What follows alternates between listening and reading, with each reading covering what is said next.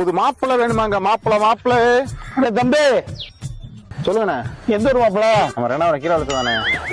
என்ன எழவி அது? என்னோட இருக்கிறாப்ல? ஆனா இவர் வந்து அப்பதா பேங்க்ல மேனேஜரா இருக்காப்ல.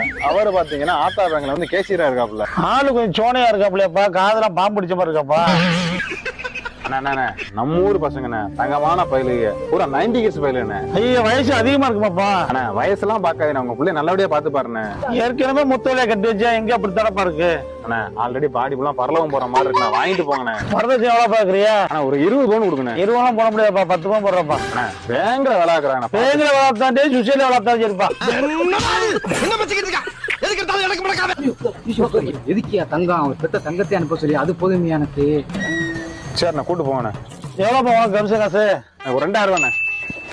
சரி கூட்டு போங்கண்ணே. புது மாப்பிள்ள வேணுமாங்க? மாப்பிள்ள இது என்னடா புது பொருளியா இருக்கு? புது